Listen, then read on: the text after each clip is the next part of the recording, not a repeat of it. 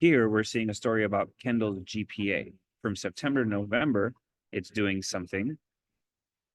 Then it's doing something else during midterms. And then after that, we're following it to spring break. And last but not least, summertime. So in September, it was at 3.0. And from September to November, it increased 30%. Now, how do you increase a number by 30%? To increase or decrease a number by 30%, you would add 30 or take away 30 from 100%. It would become 130%, or it would become 70%. And in decimal form, that would be 1.3 or 0.7.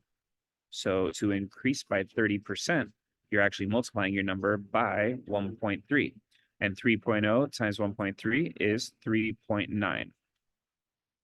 And now we are going from November to midterms.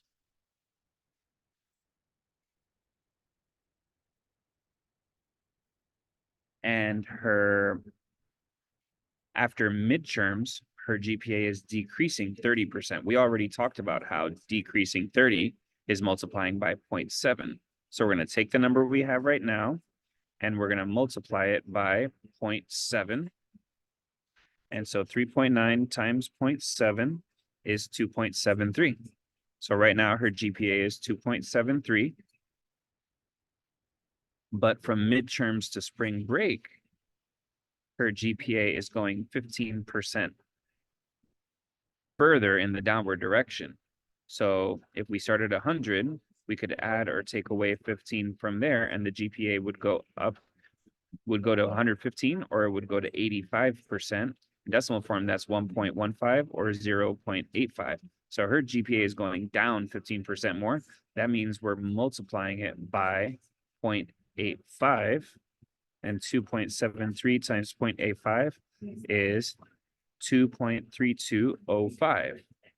So right now, Kendall's not doing so well. She almost had a perfect 4.0 average at one point. Now she's down to 2.3. But somehow she pulls off a miracle from spring break to summertime, and her GPA is going up 70%. So how does a number go up 70%?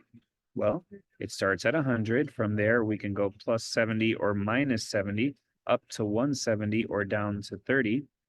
And those are the 2%. And in decimal form, this would be 0.3 or this would be 1.7. So we're taking that 2.3205 and we're multiplying it by 1.7. And on a calculator, that comes out to 3.94485. And that's our answer to this question.